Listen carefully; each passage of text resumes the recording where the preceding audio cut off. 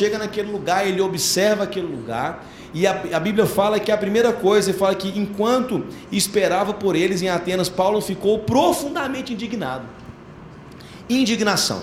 Você não pode aceitar essa condição sobre a juventude de hoje, você não pode aceitar palavras como a universidade é um cemitério de crentes, nada que funciona, porque eles trabalham em cima dessas frases de efeito. Você precisa se indignar com o pecado e usar ferramentas espirituais para alcançar vidas. Eu acredito que uma outra coisa que fundamenta e traz muito suporte é a ideia de você ter uma comunidade, uma igreja que tem uma unidade na sua juventude. O pequeno grupo proporciona isso, porque você não pode ir sozinho. Nenhum soldado guerreia uma guerra, uma batalha sozinho. Ele precisa ter pessoas com ele, ele precisa de um suporte com ele, ele precisa ter com quem compartilhar as experiências que ele está vendo na universidade. Por isso o pequeno grupo é fundamental, por isso uma supervisão do que se desenvolve na universidade é fundamental. Antigamente, quando eu me envolvi em movimento universitário, era um negócio meio assim, Marcelo, ó, você vai lá fazer, então tchau, obrigado, dava um tapa nas costas do camarada, ele entrava dentro da universidade morrendo de medo de morrer, estava sozinho e começava timidamente. Hoje eu entendo que a supervisão, o acompanhamento, você trabalhar o seu jovem dentro da sua comunidade, capacitar ele, para ele entender sobre filosofias que são pregadas na universidade, para ele entender sobre como os movimentos acontecem na universidade, onde eles têm focado para destruir alicerces que vêm fundamentar a fé cristã, a criação, quem é Deus, a ressurreição, tudo, a salvação, são princípios que são bombardeados. Então, o professor da universidade, ele foge da ementa dele para pregar contra o evangelho na sua aula. Ele está nem aí para a matéria dele, ele quer pregar a ideologia dele, entendeu? Então entender isso me faz buscar dentro da minha comunidade, me fortalecer como igreja, para estar lá dentro representando a palavra de Deus. Então tem muitos jovens sozinhos nisso. Outra coisa que eu quero trazer para reflexão, tem muito jovem sequelado, está sozinho lá, sou missionário, quero começar um trabalho aqui de Deus, aí começa uma coisa sozinha, sem nenhuma cobertura, sem nenhuma direção, sem nenhum apoio de uma igreja, de pastores, de pessoas com ele, sozinho, morre rápido, irmão, mas morre ligeiro. Aí bota a culpa, vem revoltadinho falar comigo, porque eu comecei, meu pastor não me apoiou. Você conversou com seu pastor? Conversei não, falei assim, é bobão, vacilão. Se você conversa com o seu pastor, você planta no coração dele o desejo, ele vai não só estar contigo, como te apoiar, levantar mais pessoas para estar contigo lá. E você tem força no movimento. Então só permanece aquilo que tem estrutura. Por que os movimentos esquerdistas eles permanecem? São organizados e estruturados. Nós temos que entender que a igreja tem muito mais tempo do que eles. E a igreja tem que se organizar, se estruturar e enviar. Quem? Os universitários. Outra coisa interessante, é preciso plantar isso no coração do cara lá do fundamental, de quem está vivendo hoje o secundarista, que é aquele cara que está no ensino médio. Ele precisa já experimentar isso, para quando ele for para a universidade ele não ser surpreendido. Ele vai para a universidade entendendo. A gente contou um pouco, a gente vai falar mais depois nas perguntas, mas assim, fundamentando sobre o tema, como viver nesse... Por que é hostil? Parece que você vai ser morto, fuzilado lá, né? Você vai ser morto e fuzilado nas ideologias. Você vai ser morto e fuzilado em princípios que vão contra a palavra de Deus. Então você tem que estar forte, cara, fortalecido. Você tem que estar alimentado na palavra. Você não pode ser um cara frio, que se você for frio, eles te congelam lá dentro. Você vai perder todo a condição de influenciar lá dentro, porque você está mal alimentado, não tem palavra. Então eu vi demais crente da minha igreja que vê o movimento acontecer e sai correndo, da minha igreja. Que vontade que eu tenho? Deus leva esse corpo, Senhor, para o Senhor, né? O cara não entendeu, mas é um processo, e tempos como esse, eu entendo aqui, você tem um campo de influência. Todo mundo tem um campo de influência. Deus te colocou naquele lugar para influenciar pessoas. Na sua sala de aula, você é um influenciador de vidas naquele lugar. Então, a gente vai abrir esse tema para você realmente perguntar aquilo que está no seu coração, a gente poder aprofundar mais a temática. Amém? Ok. Pastor Marcelo. Boa tarde, gente. Sou o pastor Marcelo, sou coordenador do Projeto Somos Um. Para quem não conhece, o Projeto Somos Um Universitários Missionários ele é uma assessoria para o jovem e para a igreja que quer fazer diferença na universidade. Eu não trabalho diretamente nas universidades, eu não vou para as universidades, eu vou para as igrejas, eu vou para as associações de jovens, fazemos congressos de jovens, e ali a gente dá treinamentos, a gente dá capacitação, a gente também disponibiliza materiais de livraria, na Livraria Missões Nacionais temos roteiros de pequenos grupos, temos DVD sobre apologética, sobre defesa da fé, temos materiais para o RD individual. Então é assim que funciona o Somos Um, tá? E nesses 4 anos que a gente já tem o projeto, a gente já tem visto bastante coisa acontecer e graças a Deus, pela graça de Deus. Uma dessas coisas é reverter essa visão, temos conseguido ver uma mudança nessa visão de que o jovem universitário só dá problema, né? Mas pelo contrário, a gente tem visto muitos jovens universitários consagrados a Deus, fazendo diferença e sendo empoderados, né, para usar uma linguagem moderna, empoderados para fazer diferença lá, gente com vontade de fazer diferença, né? Nas igrejas desses 2 pastores aqui temos exemplo disso. Tem o Jorge, lá da Igreja do Imperatriz, que ele está arrebentando lá no Maranhão, em pequenos grupos, e as redes, tem várias redes e redes lá da Igreja da Cibapa, também entrando nas universidades e fazendo diferença. Então, a gente já não está mais nessa época de pensar que a universidade é só um problema, não é? Também, tem muita gente que ainda se perde lá, mas também é um lugar de esperança, é um lugar de fazer discípulos, é um lugar de multiplicar o Evangelho lá, né? E nós temos que continuar nessa ênfase. E uma das ênfases principais nossas é a evangelização discipuladora. O Somos Um, ele é um braço universitário de tudo isso que vocês estão vendo aqui no Multiplique. É RD, é PGM, é oração, são os 5 princípios aplicados, a formação de liderança, tudo isso simplesmente acontecendo lá. A gente não precisa reinventar a roda, a gente não precisa criar novas metodologias. A metodologia mais eficaz é o relacionamento. É você orar pelo seu colega, você fazer a sua listinha, os seus alvos de oração, orar pelo seu colega, pedir a oportunidade a Deus, e aí no relacionamento, na amizade, você vai transmitindo os valores, você vai transmitindo Jesus para a vida da pessoa. É claro, com as dificuldades específicas da universidade, tá? Então a gente vai falar um pouquinho especificamente sobre isso, porque a gente precisa trabalhar. Uma dessas dificuldades específicas, a gente precisa despertar nas igrejas essa paixão pelas almas perdidas das universidades. Porque as igrejas elas se comovem com os ribeirinhos da Amazônia, elas se comovem com os dependentes químicos, elas se comovem com os indígenas, com os sertanejos, né? Mas não se comovem com o universitário que está morrendo, com o universitário que está se suicidando, que está perdido nas drogas. A igreja olha, por exemplo, para uma parada gay ou para um movimento desses que fazem afronta ao evangelho, e olha com nojo, repulsa e ódio, mas não olha com compaixão, né? Não olha para essas pessoas como pessoas que estão dominadas por Satanás e que precisam ser alcançadas por Jesus, né? Então a gente precisa despertar isso.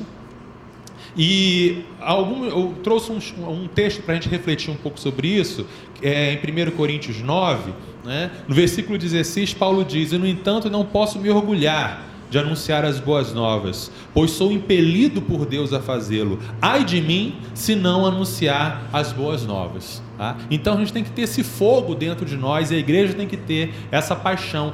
Ai de mim, ai de nós, se nós não entrarmos nessa universidade e alcançarmos essas pessoas, esses jovens que estão carentes, necessitados de Jesus.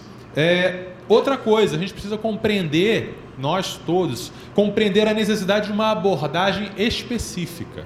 No versículo 22 de 1 Coríntios 9, Paulo diz: "Quando estou com os fracos, também me torno fraco, pois quero levar os fracos a Cristo. Sim, tento encontrar algum ponto em comum com todos, fazendo todo o possível para salvar alguns."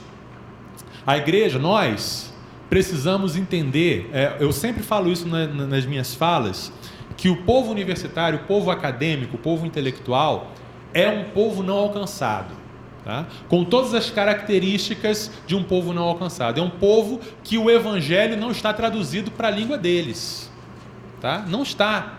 E tem uma série de... A gente ficaria horas aqui falando por que houve esse distanciamento. Não vamos entrar nisso. Mas o fato é, a gente fala o evangelho e eles não entendem.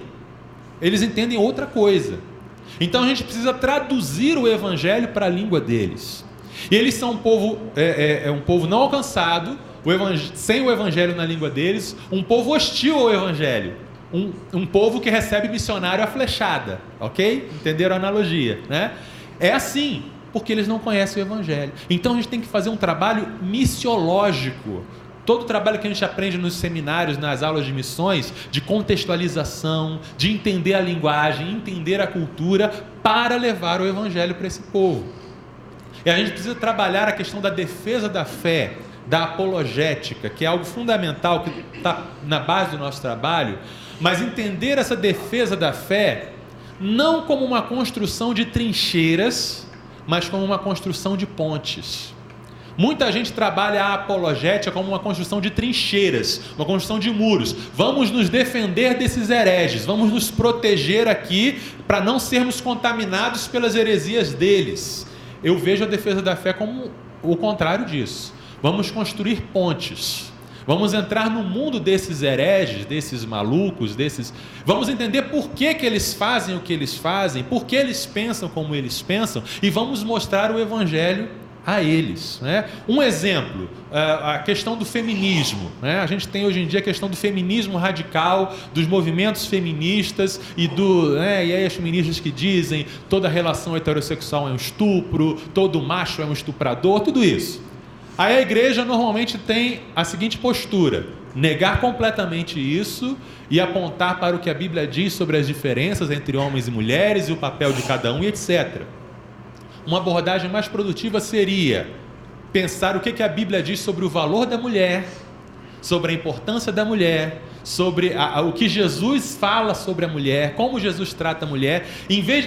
Entenderam? Em vez de ser uma coisa defensiva, é uma coisa que encontra um terreno comum para você dizer: opa, eu tenho uma boa mensagem para você. Então, acabou o tempo? Só rapidinho. Finalmente, precisamos ter uma espiritualidade disciplinada e cristocêntrica. Versículo 27. Disciplina o meu corpo como um atleta, treinando-o para fazer o que deve, de modo que depois de ter pregado a outros, eu mesmo não seja desqualificado. Você que está na universidade, a luta é grande. Você tem que se disciplinar mesmo. Você tem que ter disciplina espiritual. Você tem que ser convertido, como o Dani falou, mas você tem que cultivar a sua espiritualidade. Como um atleta que malha, que você tem que orar, você tem que buscar, você tem que se alimentar e ter Cristo no centro o tempo todo na sua vida. Qual o papel da igreja?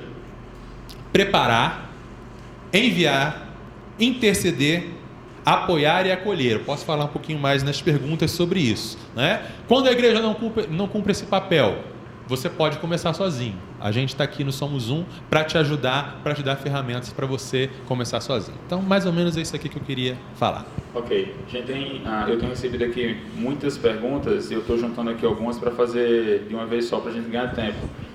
E várias pessoas direcionaram essa pergunta aqui ao pastor Dani. Certo, vamos lá. Pastor Dani, a gente sabe que o meio universitário é um contexto um pouco diferente. Certo. Então, como é que se dá o processo de evangelização e o processo de criação de PGM, e como é que esse PGM pode se perpetuar dentro da universidade? Jesus. Vamos lá. Primeiro a evangelização, tá? Antigamente você pegava um folheto e ia para a rua e evangelizava, tá bom? Funciona mais não, irmão, tá? Não funciona mais. Tem pouco efeito. Então nós entendemos que a evangelização, ela parte do princípio relacional e intencional de apresentar a Deus através da sua vida, amém? Então hoje a pessoa quer te conhecer, para saber se você vive o que fala. Ela não está mais interessada no seu papo, na sua frase de efeito do Facebook, daquele postzinho legalzinho do versículo lá do Instagram. Ela está olhando para aquilo, olhando para a tua vida.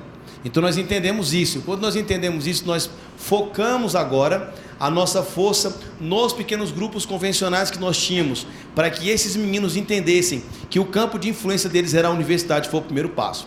O segundo passo foi entender que essa transição para começar lá não era tão complexa. Eu precisava, na verdade, de uma estrutura organizada como rede ou como juventude, se você não tem rede, organizada para dar suporte para esse cara, porque se eu ponho o pequeno grupo lá, eu não queria que ele vivesse uma vida solitária lá, entendeu? Que ele fosse para lá, eu desse tapinha nas costas, o kitzinho do Somos Um para ele, e ele fosse lá, não. Então o que eu pensei, ele precisa de uma supervisão, ele precisa de uma instrução, ele precisa de um acompanhamento constante. Então o que eu fiz? Primeiro que eu fiz um mapeamento da juventude. Até mostrei para você, não foi? Professor, quem é universitário? Está em que período? Queria um formuláriozinho lá no Gmail, lá, enviei, eles clicaram e mandaram, e eu tive uma visão da realidade da minha juventude na universidade. Quem estava prestes a formar, quem não estava, tudo isso aí. A partir daí, o que eu fiz? Eu desafiei a levantarmos líderes ou representantes, não por instituição, mas por curso. Vamos lá. O cara da medicina, ele não anda com o cara da engenharia civil, porque o cara da medicina está sendo ensinado a ser um semideus. Então ele já entendeu que ele não se mistura com o resto do mundo, né? E ele já anda de branco, né? Ele já está quase um anjo, né? Então o que acontece?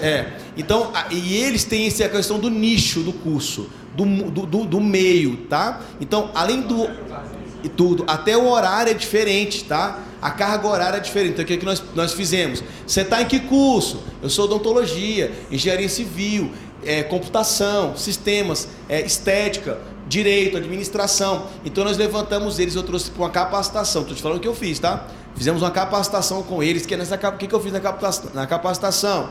Ensinei a ele criar conversas espirituais através de uma conversa normal. Ensinamos ele a mapear o testemunho dele para aplicar em uma conversa quando alguém falar da vida, por exemplo.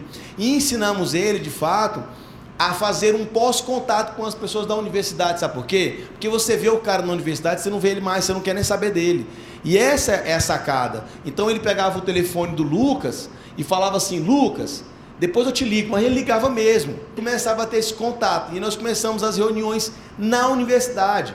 Essa reunião começou como? Fizemos um bannerzinho e pregamos na universidade e convidamos a sala de aula. Quem que é seu campo? A sua sala de aula. Então, ele já estava com todo mundo, não foi difícil. Gente, eu sou da Cibapa, nós estamos começando um trabalho aqui, um tempo onde a gente vai falar sobre assuntos espirituais, assuntos de Deus mesmo, aqui em tal horário. Outra coisa que eu falei para eles, é para falar o nome Deus, não é para ficar falando o cara lá de cima, o cara que dá força, não. Não é Xuxa, não, é para falar que é Deus mesmo, é para orar de olho fechado, é para fazer o negócio como tem que ser feito, para não ficar, eu vou me flexibilizar, eu vou me moldar. Para com esse trem, cara. É por isso que está estragado lá. Você tem que chegar lá e falar assim: nós acreditamos num Deus, tem princípios, é isso aqui. E começamos. Para o nosso espanto, já começou com uma adesão violenta. E aí foi a surpresa. Pastor, vou concluir a resposta dizendo, falei sobre a transição da evangelização e como nós começamos o trabalho. Então eu peguei lá 15 jovens, eles foram para escolas e universidades, mas eu trazia ele para me encontrar com eles uma vez por mês, só eles. Na verdade, com eles eu fiz mais intenso, fiz uma semana sim, uma semana não, de supervisão. Por quê? Porque eu estava preocupado com o começo, para dar esse suporte. Então eu ouvia eles, eu só ouvia. Como foi? Eles falavam e eu guardava o que eles falavam. Na outra semana eu trazia alguma coisa nova para bater aquilo lá, entendeu? Para alinhar aquilo. Surgiram problemas, por exemplo, falta de tempo. Pastor, eu só tenho 15 minutos, então vai ter que estruturar o tempo em 15 minutos. Cortei louvor de alguns não tem louvor. Porque se tiver louvor, aí o cara começa assim: vem nesse lugar, acabou o horário. Acabou. Então nós fomos objetivos. Vai sentar, vai se apresentar. E aí eu usei o material de Somos Uns, que é fantástico. Por que é fantástico? Porque ele já traz um mapeamento atrás do tema. Eu esqueci, cara, o livrinho. E esse também é um material, mas é o de estudos, tá? Os roteiros. No roteiro, eu tinha um tempo, por exemplo, que falava sobre por que estou aqui, qual o sentido da vida e tal. Temas interessantes, isso era legal. O tema é interessante. Aí eu pegava o tema, ia lá, ele não lia o texto bíblico na íntegra, ele contava a história, eu instruí eles a contar a história bíblica, porque ganha tempo, e ir para a discussão temática. E foi de Deus. O pequeno grupo na universidade, ele foi o braço que estendeu para trazer o jovem da universidade para o meio da juventude. Ele não é um fim em si mesmo. Ele não pode ser um fim em si mesmo. Eu trabalho na universidade, eu desenvolvo lá e o fruto fica lá. Para com isso. Tem que ter igreja no negócio. Então o que aconteceu? Eu fazia o pequeno grupo na universidade, aí o que eu tive que me organizar como pastor? Tematizei todas as minhas celebrações do ano, todas. Com camisa, temas que chamavam a atenção. Por exemplo, contágio mortal, danger. Ou derrubando muros, ou são vários temas interessantes. Fazia o banezinho, na reunião, ele pegava o contato, começou a criar os pequenos grupos na universidade, difundia lá. Aí então ele fazia reunião semanalmente, convidava o cara para o pequeno grupo dele e para a atividade da rede. Então era uma relação pós-aula, entendeu? Pós-aula, eu não posso focar somente no momento que eu tive com eles. Aí outra coisa, foi ensinar eles a entender que eles não iam conseguir discipular todos que estavam lá. Tem grupo que começou com 10, tinha 32, por exemplo. Não dava. E então eu mandei pessoas para ajudar. Eles faziam o quê? Fazia reunião e focava em 2 ou 3 pessoas só, para trazer para o PG. E foi aí que o movimento começou a acontecer. Então eu te contei aqui, em rápidas palavras, o que nós fizemos para começar o trabalho. Beleza? Ok. Pastor Stein, tem uma pessoa aqui que mandou uma pergunta. Ela é líder de jovem. E como ajudar os jovens que estão indo para as universidades a não serem influenciados?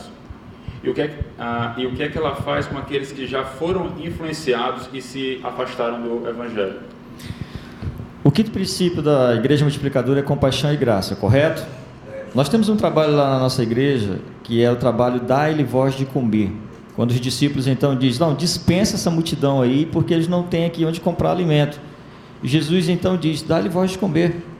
E a gente abraçou do quinto princípio, que é compaixão e graça, viver isso com a nossa juventude, mostrando a realidade da vida dos nossos jovens na nossa cidade. Nós saímos pela madrugada, vamos naqueles que são usuários de droga, naqueles que são moradores de rua.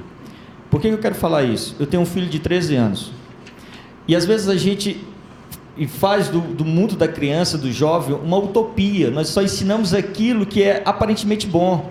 Mas nós não pegamos os nossos jovens e colocamos ali naquele momento, naquele lugar. Eu levo meu filho com 13 anos e digo, por que esse rapaz está no mundo da droga? E ele fica pensando sobre isso, porque eu não posso falar só de droga e não levar ele na boca de fumo. Da mesma forma, eu não posso dizer ao jovem, seja forte lá na universidade. E a primeira coisa que alguns jovens perguntam é o seguinte, pastor, a filosofia, eu tenho medo de entrar na universidade por causa da filosofia.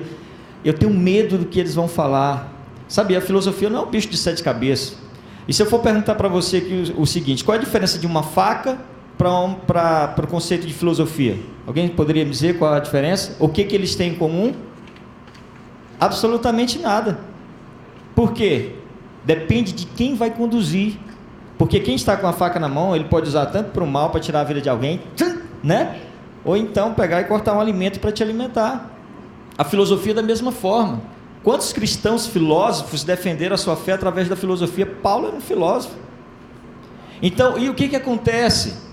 É que, na verdade, nós precisamos preparar os nossos jovens a ler a filosofia, a entender o que eles vão passar lá dentro. E eu trouxe até o nome de alguns livros, se você quiser aí anotar. O Ceticismo da Fé, de Rodrigo Silva, né, pela editora Ágape. Ele é adventista, mas a Bíblia diz, olhar e retém tudo aquilo que é bom. Cara, o livro é excelente. O Ceticismo da Fé. O cara vai combater aquilo que as próprias pessoas estão ali dentro da universidade dizendo, cara, você defende uma coisa. E uma das coisas que a gente fala de vez em quando para a nossa juventude é, como é que você vai tratar de Deus com alguém que não sabe nada de Deus? A teoria que eles têm são de homens que na verdade nunca entenderam o que é Deus. Você só entende Deus quando você vive Deus, quando você permite Deus estar dentro de você. Um outro livro, eu estava conversando com Jonas Madureira numa conferência da Vida Nova, e ele falou um livro muito interessante que é de São Basílio, do século XIV, que é Carta aos Jovens sobre a Utilidade da Literatura Pagã. Excelente livro. Você tem que ler esse livro para entrar na universidade, porque você vai entender a linguagem, a figura de linguagem, tudo que está acontecendo ali. Mas você entra cru, você entra daquela forma, que não pegou nada para ler. É igual você fazer uma prova para tirar a habilitação. Você tem que primeiro ter toda aquela teoria para depois ir para a prática. E da mesma forma é você entrar na universidade. As pessoas têm medo da filosofia, as pessoas têm medo de defender a sua fé porque elas não estão preparadas. Elas não entendem. E para isso você tem que ler. E aí a gente precisa estar com esse material. Sabe, eu gosto muito de uma frase, ele é de Albert Schweitzer. Ele é alemão. Ele é teólogo, ele foi médico, ele foi compositor e filósofo. E ele dizia o seguinte: a tragédia não é quando um homem morre. A tragédia é o que morre dentro de um homem quando ele está vivo. Ou seja, muitos jovens estavam vivos até entrar na faculdade. E depois disso, estando vivo, deixaram morrer a sua fé. E eu encontrei muitas pessoas que entraram na faculdade e fizeram com que essa fé morresse, porque não estava preparada dentro do conceito daquilo que poderiam ter aprendido dentro das igrejas. É aquilo que o pastor falou, pastor Dennis. Ei, pastor, desce do púlpito, vai estar com a tua juventude, cobre isso do seu pastor, sabe, esteja ali do lado do seu pastor. Cara, uma das coisas que eu mais me impressionei no meu ministério foi no dia que eu abracei uma senhora, só usar como exemplo.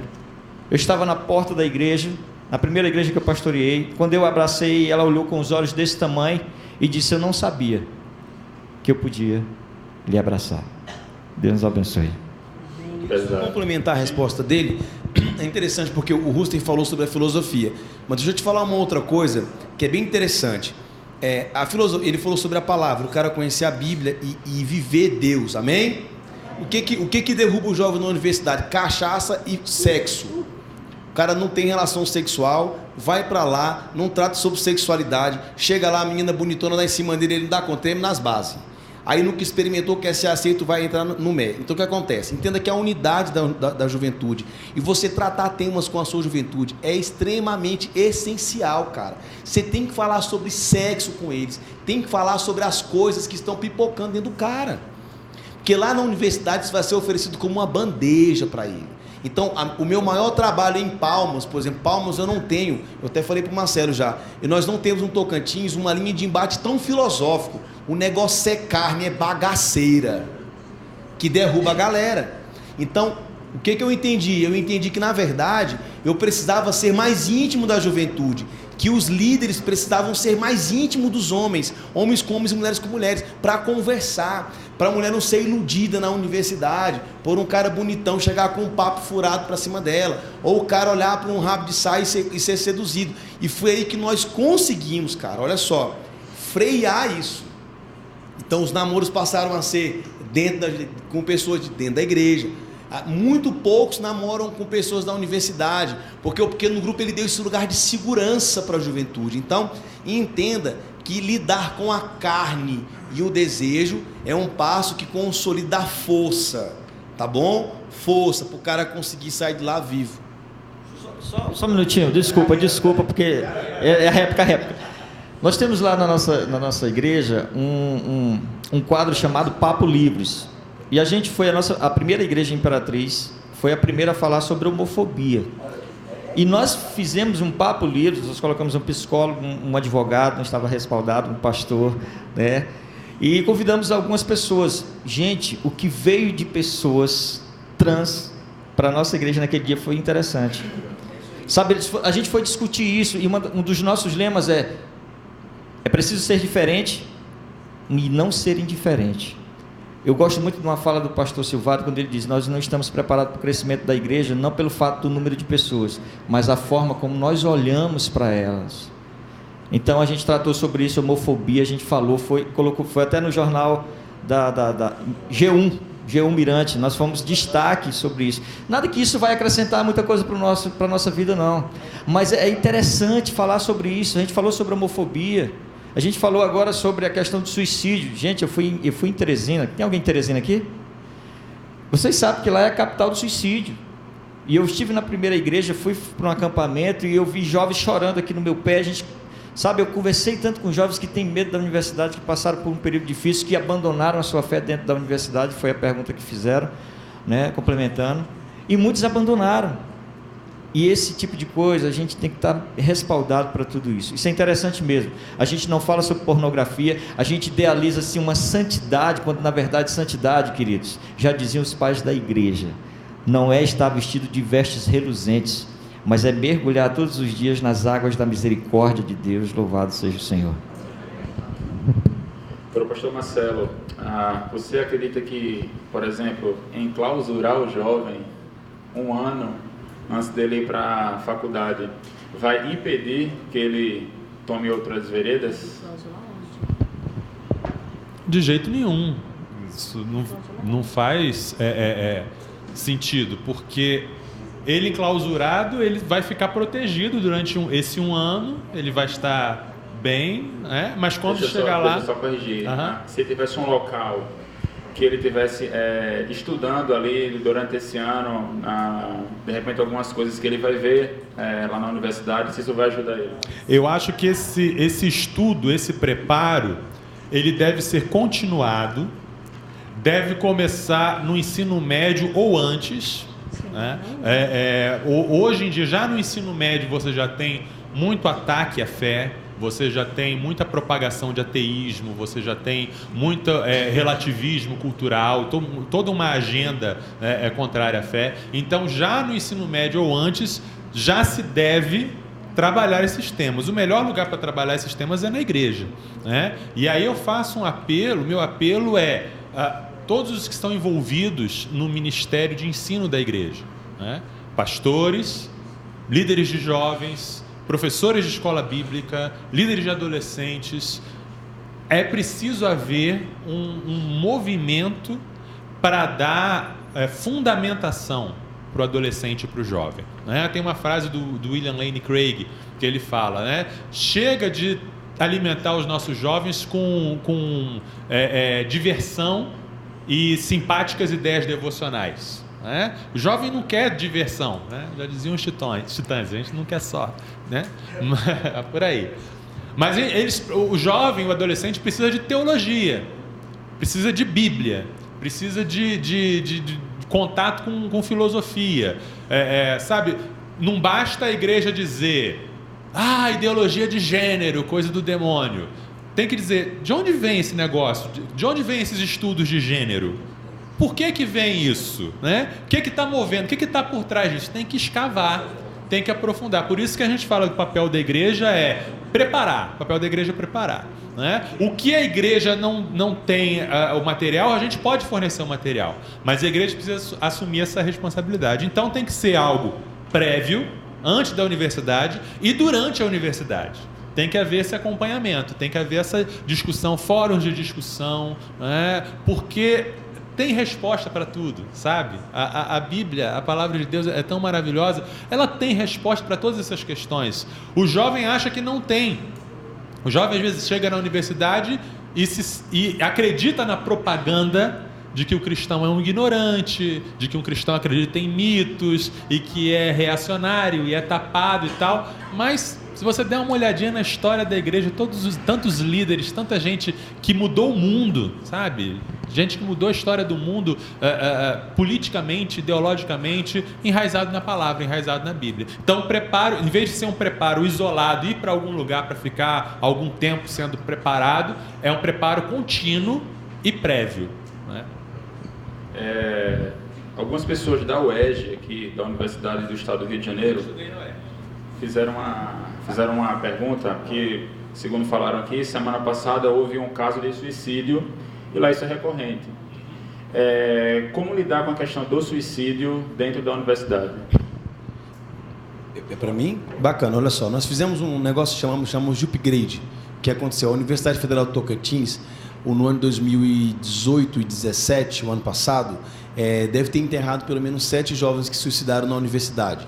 Esses jovens são jovens que eles moram sozinhos, existe um padrão, tá? Ele mora sozinho, ele vem de fora, inclusive a líder do movimento feminista da universidade se suicidou, a pessoa que liderava o negócio lá, pancada, sozinha, uso de drogas. Então existe um quadro bacana. Quando nós vimos essa realidade, o que nós fizemos? Inicialmente, nós não fomos para dentro da universidade trabalhar a temática. Nós não fizemos isso porque a gente ficou meio receioso. Então, o que nós fizemos primeiro? Fizemos isso na igreja, que a gente chamou de upgrade. Eu convidei todos os movimentos de universidade que estavam dentro da Universidade de Palmas para poder participar. Convidei do Dunamis Pocket, que é o do Theo Hayashi, convidei da Católica, eu convidei de outra, Fire, One Fire, Fogo, não sei do que, todo mundo que mexe com Deus aqui dentro, vem para cá. Chamamos todo mundo e nós fomos a primeira igreja no Tocantins a oferecer uma capacitação para pessoas que estão dentro da universidade, porque a gente queria trazer isso. E a temática foi como lidar com doenças emocionais, porque é uma doença emocional, como identificar, como reagir, como responder a isso, quais passos eu tenho que dar. Começamos assim. O segundo passo foi qual? Em um pequeno grupo nosso, a Universidade Unitins viu o pequeno grupo, a pró-reitora perguntou o que era aquilo, e ao nos convidar para conversar, nós falamos sobre a ideologia do movimento, que é levar a mente do jovem a pensar nas coisas do alto, nas coisas de Deus. Sabendo do que estava acontecendo, envolvendo suicídio na cidade, o que a pró-reitora fez? Quero fazer uma parceria com vocês.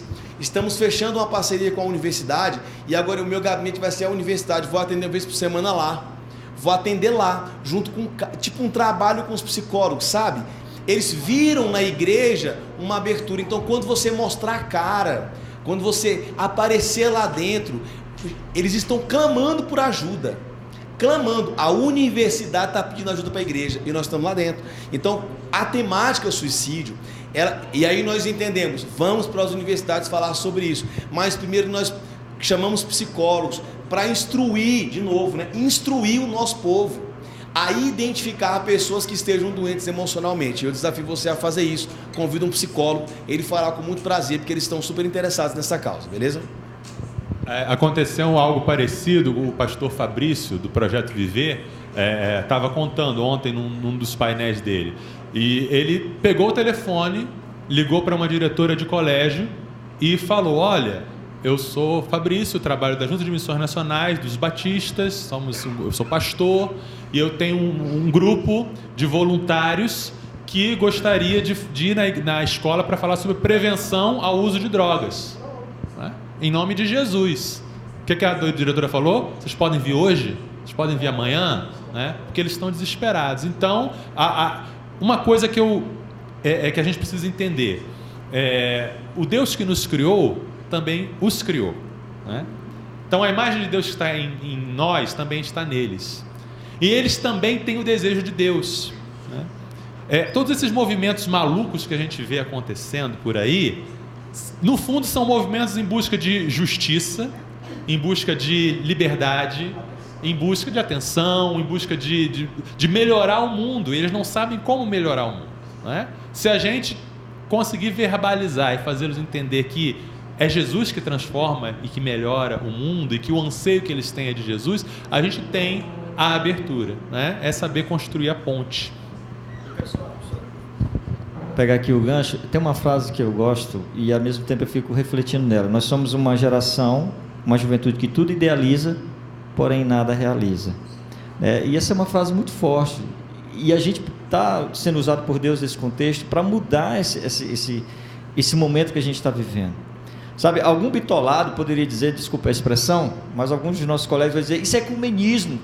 Poxa, o pastor Denis Souto está recebendo lá a igreja católica e tudo. Um dia desses eu fui interpelado, alguém disse: você pregaria na igreja católica? Que dia é? Eu falei, né? Mas para algumas pessoas isso, poxa, está bitolado. Não, é só aqui o nosso quadrado. Gente, pelo amor de Deus, né?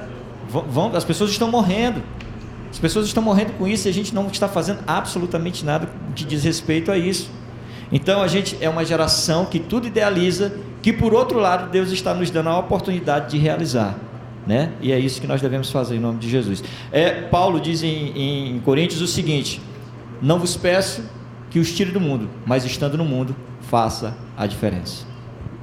Ok, eu acho que essa pessoa quis saber, no tocante aos universitários, se a igreja precisa ter uma linguagem mais científica.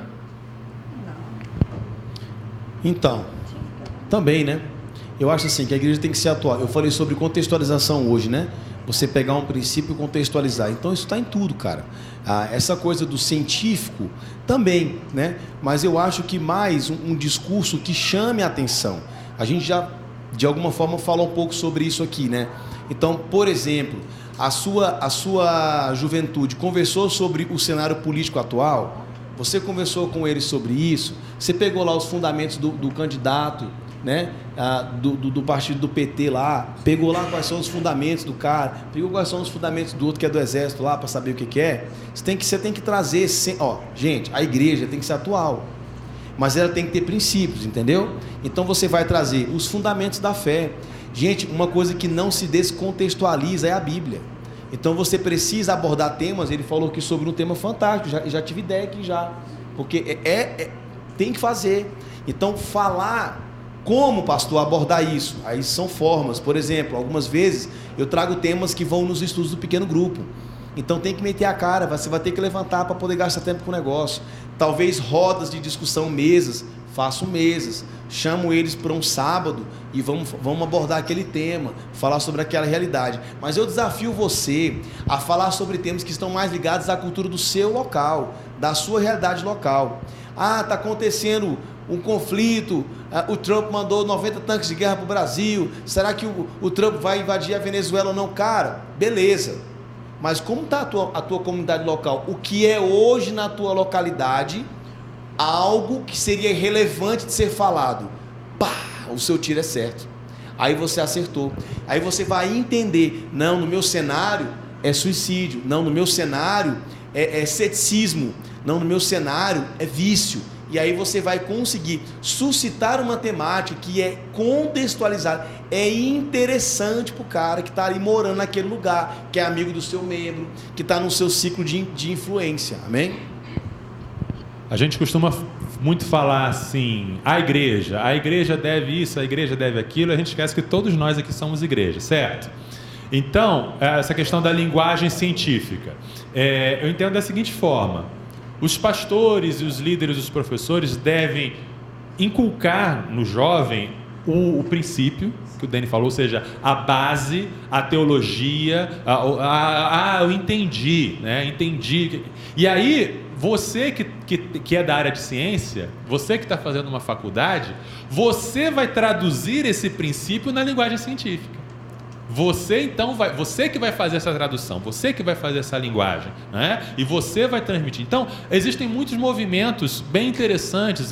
Existe a Associação Brasileira dos Cristãos na Ciência, a ABC2, né? Tem o pessoal da teoria do design inteligente, né? Que são cristãos, que receberam a base, entenderam o que é ser cristão, o que é a palavra, e estão lá na arena política, na arena científica, traduzindo isso para a linguagem científica. Aí chama o colega que não é cristão, né? Não, vamos discutir esse negócio de evolucionismo. Peraí, é isso? Não é? Ele tem a base e ele tem o conhecimento porque ele está recebendo o conhecimento da universidade. Ele vai fazer a ponte, vai fazer a tradução. É verdade. Ninguém consegue ganhar melhor um engenheiro do que você que está fazendo engenharia. Eu evangelizava para os piores seres humanos que tinham, que eram os caras da computação. Os caras que o cara acredita em átomo, por exemplo, que é, cara, cada teoria furada dele. Mas eu tava lá junto com eles lá, então eu sabia como conversar com eles. E aí eu comecei, e lá foi o meu lugar de treinamento mesmo, assim, onde eu exerci a prática de compartilhar, mas cada um tem seu universo. Vocês lembram da frase, qual foi o físico que disse essa frase aqui, ó? Na física não há lugar para Deus. Um livro que foi lançado aí, O Grande Projeto. Exatamente. John Lennox, que faz parte, ele é um cristão, físico, matemático. Cara, ele defende, ele destrinchou esse cara. É fantástico. Está lá no YouTube se você quiser ver esse vídeo depois. John Lennox, né? Ele é... Não, Lennox, né? Ele até brinca com isso. Se eu fosse para cantar igual o John Lennon, eu estava arrebentado, né? Mas gente, é interessante nós olharmos esses princípios e ver o que Paulo diz a Timóteo e a Tito. Ninguém despreza a tua fé. Chegará um tempo que as pessoas zombarão de você. E você deve estar no coração guardado tudo aquilo que aprendeste, olha só, desde criança, desde o início. E se você não aprendeu desde criança, mas você está começando agora, então fundamenta nessa palavra, desde aquilo que você está aprendendo, guarda a tua fé, permanece ali. Eu gosto muito de escrever, eu quero dizer uma frase aqui que diz o seguinte: todo conhecimento que o homem pode obter será inútil quando olharmos para os ignorantes e tratá-los como parte inferior, fazendo fluir do íntimo de quem sabe o orgulho e a soberba. Porém, toda sabedoria é demonstrada através da humildade, quando o mesmo tem o prazer de ensinar. nós temos essa graça, que é de poder ensinar. Ok, nosso tempo está um pouco curto aqui, mas mandaram uma bomba aqui. Nós temos... Pastor Marcelo, pode ser. Acho que cada um vai querer dar uma contribuída aí. Nós temos muitas jovens universitárias sendo envolvidas pelas ideologias feministas. Até que ponto a luta feminista é válida e até que ponto ela contrapõe os princípios cristãos? Então, eu dei uma pincelada um pouco sobre isso, né? O feminismo é válido enquanto ele busca a igualdade de direitos, né? E nós, como cristãos, devemos apoiar a igualdade de direitos, né? Isso é o princípio da criação. No princípio criou Deus, o homem e mulher os criou, isso criou a imagem de Deus. O homem e a mulher são criados à imagem de Deus. Jesus, numa cultura patriarcal, machista e extremamente violenta com as mulheres, Jesus estendeu a mão para as mulheres, conversou com mulheres, evangelizou mulheres, colocou as mulheres como suas primeiras testemunhas da ressurreição, tá? Então o cristão e a cristã devem se empenhar na luta por justiça, na luta por direitos. O problema acontece... Isso acontece também em relação ao movimento negro e também em relação ao movimento LGBT, porque também o movimento LGBT também tem uma questão de justiça, né? Ninguém deve ser morto por ser gay, e a igreja tem que apoiar isso, ok, né? Perfeito. O problema desses movimentos identitários, né? Se chama isso movimento identitário, movimento negro e feminismo e tal, é uma questão de metodologia, porque esses movimentos entendem que para superar essa opressão de séculos, tem que fazer uma opressão reversa, né? Tem que virar a barra para o outro lado. Então a mulher tem que desprezar o homem, tem que dizer que o macho é horrível e tem que fazer musiquinha humilhando, né? E tem que e o negro tem que dizer que o negro é melhor que o branco, né? E aí passa é uma questão metodológica, né? O que a gente como cristão tem que dizer? Olha, eu apoio a sua luta por justiça, eu apoio a sua luta por equidade, mas eu não apoio a metodologia de uma violência simbólica. Usa-se isso, né? A violência simbólica contra o opressor, que seria o homem branco, heterossexual, etc, etc. E aí estabelecer, olha, até aqui eu caminho com vocês, mas até aqui isso eu não acho legal por isso, por isso e por isso. Eu estou me doendo aqui já. O seguinte, funciona assim, o movimento o feminismo, feminista e tal, seja qual seja, como ele colocou. O que me preocupa, na verdade, é o que está por trás disso, tá bom? Isso não é apenas pessoas que querem lutar pelo direito de serem mulheres, elas são mulheres, elas nasceram mulheres. O problema de identidade sexual, identidade, esse é o problema. Temos uma feminista no nosso pequeno grupo lá na Federal, e essa menina está no PG lá, e ela está no pequeno grupo. Agora, eu quero que você pegue um feminista, um cara que pega ele sozinho e conversa com ele. É ferido, tem experiência para ser tratada com Deus. O que fortalece ele é o movimento. Trata ele no individual, que você rebenta com o que está acontecendo na vida dele e você põe Deus lá dentro. É assim que a gente está fazendo. Então a menina é feminista, anda igual um homem. Ela vive a homossexualidade. Fato. É identidade. Sentou no pequeno grupo, aí não sentou no pequeno grupo para conversar com a menina. A nossa líder identificou, começou a conversar com ela pelo WhatsApp, e a menina manda várias vezes perguntas. Olha, fulano perguntou tal coisa, o que eu respondo, pastor? Quais são as perguntas? Paternidade não resolvida, frustrações amorosas, são feridas na alma da pessoa. Então eu falei para a menina assim: olha, minha querida, trate com essa menina não sobre a ideologia do movimento dela, mostra para ela como Deus fez na sua vida como mulher, como Ele restaurou a sua vida, a sua sexualidade, a sua relação com os seus pais, como Deus tem dado para você experiências novas sobrenaturais, para que ela entenda que isso também pode acontecer na vida dela. Estamos ganhando a menina. Então muitas vezes o movimento, como ele colocou, ele vai se vitimar, atacando você de alguma forma. Você não pode entrar nesse jogo. Então eu oriento os meus: não discutam movimentos na universidade.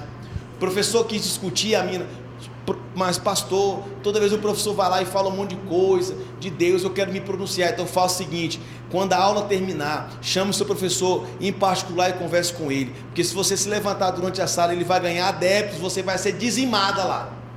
Então estamos ganhando terreno assim, no individual, no relacional. Sabe por quê, irmão? Porque nós somos da mesma natureza, nós precisamos de Deus. E aí isso é uma resposta gritante de uma necessidade aguda de conhecer alguém que pode transformar a vida daquela pessoa. Deus. Mandei um menino para a universidade, com 2 anos de universidade de medicina, voltou dizendo que é gay. Foi para o gabinete comigo, sentou lá. Ah, pastor, porque eu sou homossexual agora. E eu falei assim: meu Deus do céu, cara, o que aconteceu? O cara não estava firme, nunca viveu na verdade, ali se esquivando. Chegou na universidade, papai pagou tudo pro menino. Aí chegou ali na universidade, ideologia. Eles estão, para você trabalhar um conceito desse na cabeça de um jovem, esse conceito tem que ser reafirmado na vida dele diariamente, de que ele não é um homem. Todo dia alguém tem que dizer para ele que ele é uma mulher, que é para ele acreditar nesse negócio. E aconteceu com ele. E para sair daí, não sai sozinho não, cara. Tem que reafirmar a nova identidade, dizendo que ele é um homem, dizendo que ele, entendeu? É assim que funciona. Mas o que o carinha falou para mim? Não, pastor, é porque eu sou gay. E eu falei assim: meu querido, porque estava tendo problema de aliciamento por parte daquele camaradinha dentro da minha juventude. Então primeiro eu fui trabalhar a vida dele, sentei, expliquei para ele, conversei com ele, falei: cara, você é um homem, Deus sonhou para você ser um pai de uma família, marido de única mulher. E comecei a conversar com ele sobre a identidade, a natureza daquele cara como homem do sexo masculino, beleza? Não, pastor, Deus me ama como eu sou e tal. E ele fundamentou na Bíblia a opção homossexual dele. Ignorância. Dá para você entender isso? Ignorância, falta do Espírito Santo. E aí depois disso eu disse para ele assim: cara, eu entendi o que você fundamentou, não concordo com você, prego o contrário do que você vive e vou continuar pregando. E vou dizer para você uma coisa: Deus abençoe você, para que no final da sua vida, quando acabar o prazer, quando toda essa ilusão acabar, você encontre Deus lá, precisa dele, porque vai acabar tudo vai desmoronar, porque você não nasceu para ser isso aí. E aí você vai então agora, é muito duro esse embate, mas é preciso, é fundamental não abrir mão, segurei a onda. Mas o que acontece? Está por trás do movimento. Então você falou sobre o feminismo, a gente pode entender que está sobre tudo, vai na vida dele, pede. Menina na minha escola, trabalho no Colégio Militar do Estado do Tocantins, trabalho com 800 adolescentes lá, menina mudando o nome dela para Pedro. Aí eu não me aguentei, cara. Eu falei: não dou conta não, minha filha senta aqui, me conta a sua história. Foi abandonada pelo pai, pela mãe, a mãe dela deixou ela numa delegacia, 24 horas sem identidade, ela foi pega numa festa usando droga, levada para a delegacia, a mãe deixou ela na delegacia, 24 horas sentada num banco, porque eles queriam buscar ela, rejeição, ferida na alma, um monte de coisa. Então eu quero que vocês entendam que a gente vai trabalhar e vai conseguir ganhar o jovem quando você se importar com a vida dele, e você vai encontrar ali dentro oportunidade para ministrar uma palavra de vida na vida dele. Gente, o evangelho é simples, o evangelho é a intencionalidade de apresentar Deus. Porque muitas vezes, pastor, por que eu estou gastando tempo com isso? Você fica às vezes intimidado pela força dos movimentos, porque é organizado, cara, é forte. Você olha para aquilo, que isso, mano, vou ficar você tira até a camisa de Deus, você tira, porque eles são fortes, eles têm um impacto visual muito grande. Então não se intimide. Quando vier uma máquina dessa, vá na vida, se relacione e você vai perceber lá ali dentro buracos e lacunas espirituais, feridas profundas na alma daquelas pessoas, e precisam de Deus. Tem que ter compaixão e graça, tem que amar, tem que cuidar, tem que convidar, leva para sua casa, convida para o seu pequeno grupo, você vai envolver, ela vai conhecer Deus. Amém? Falei demais. Não, fica à vontade. Não, agora é uma mais tranquila, eu acho. Agora eu falo. Qual a sua opinião sobre trancar a faculdade e se dedicar integralmente a missões? Deus.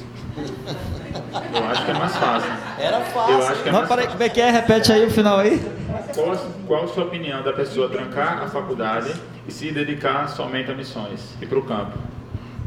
Cara, existem 2 extremos aí. Primeiro, assim, eu entendo que a missão ela não me atrapalha dentro do propósito que eu posso alcançar ali, porque a faculdade ou o curso que eu busco, ele pode ser uma ferramenta para que eu possa fazer missões. Exemplo, uma menina que fez enfermagem lá de uma das nossas igrejas. A festa de formatura que ela pediu para o pai dela foi ir para o Radical. E ela foi para o Radical. No dia da festa de formatura dela, ela disse: eu quero ir para o Radical. E foi uma benção. Então ela se formou, ela não trancou, porque ela entendeu o chamado dela para que pudesse ir para o projeto. Ela disse: não, vou me aperfeiçoar dentro desse contexto, dessa profissão, e vou ser benção. Então, assim, eu respeito quem quer trancar a faculdade, mas eu entendo que se você tivesse uma formação, não que ela vai talvez assim dizer que você é melhor do que as outras pessoas, mas ela pode ser uma ferramenta para que você utilize no projeto missionário. Está entendendo? É porque às vezes a gente diz: ah, pastor, então você não está acreditando que Deus pode fazer. Deus faz, mas Ele quer que você também seja inteligente.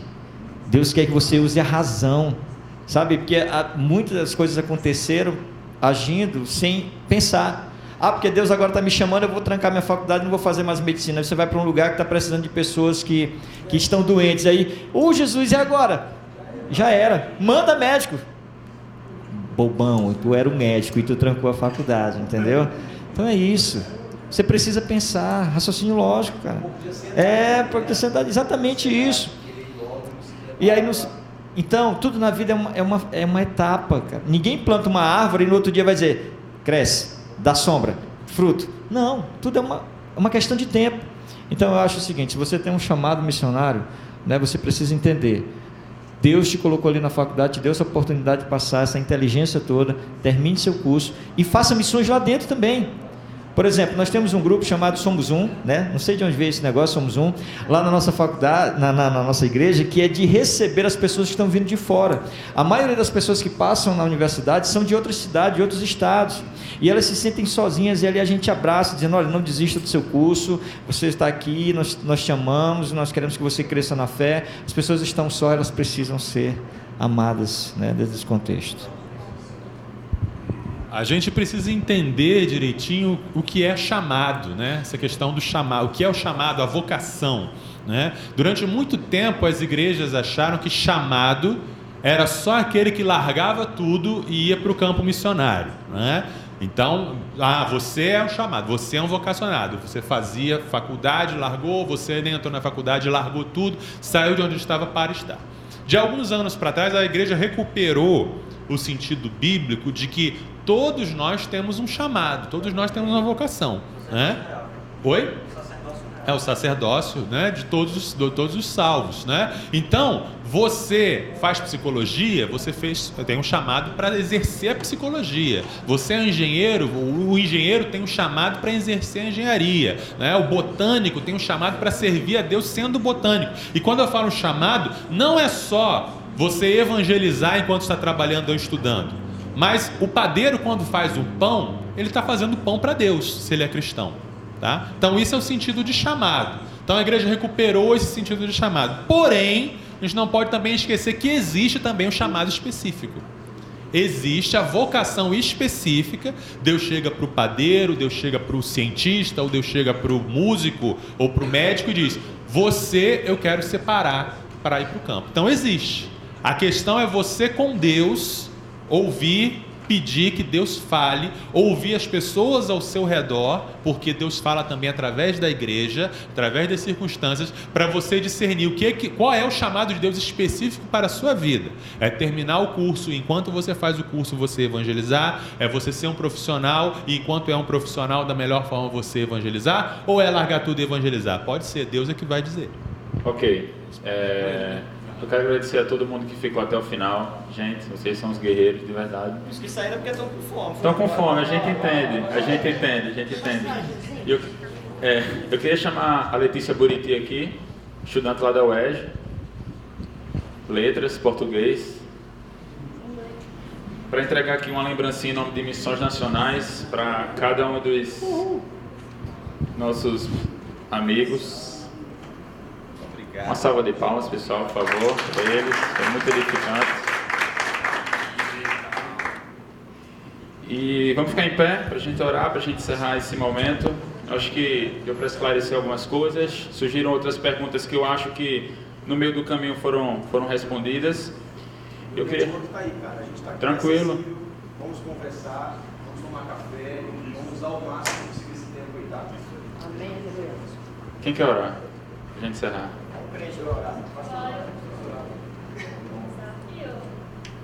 Como é teu nome? Ágata.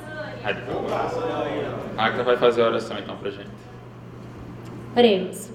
Senhor Jesus, muito obrigada por este momento que tivemos aqui, Senhor, com a Tua presença, te agradecemos porque o Senhor tem conduzido todas as nossas vidas aqui, Senhor, conduzido o nosso caminhar também até este momento. Obrigada pela vida de cada pastor que nos ajudou aqui com mais ensinamentos, ó Pai, com direção de Ti também, Senhor. Te pedimos também por cada um que estava aqui ouvindo, Senhor, que essa palavra possa frutificar no nosso coração, ó Pai, e assim multiplicarmos onde estivermos, onde o Senhor nos levar, ó Pai. Nos dê ousadia, Senhor, para levarmos a Tua palavra, Senhor, dessa maneira, ó Pai. Nos abençoe, nos guarde para onde vamos agora, almoçarmos, até retornarmos mais tarde, ó Pai. Te peço assim, em nome de Jesus, amém. Amém. Vou fazer uma foto com você, você pode vir aqui na frente, por favor, rapidão. Vamos tirar uma foto pra gente, por favor. Só pegando todo mundo ali. Na hora.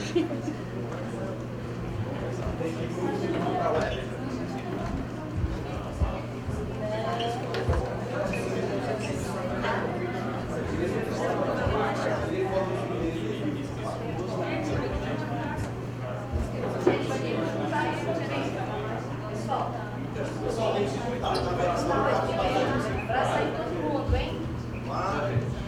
Dízimo todo mês. Fica de ladinho para dar mais. Dízimo todo mês. Dá um sorriso. Vai querer sair com Vai investir no universitário. Aí. mais uma. Deixa eu ver se tem mais alguém. Só sai todo mundo. Chega um pouquinho até quanto? Isso, só isso aqui. Chega agora. Mais uma. Pronto. Graças a Deus. Você não vai ser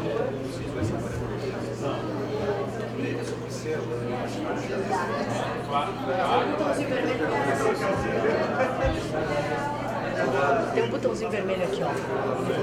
Bem aí do lado. Aqui, ó. Aqui, ó. Ah, sim, tá aqui. Esse, é só desligar.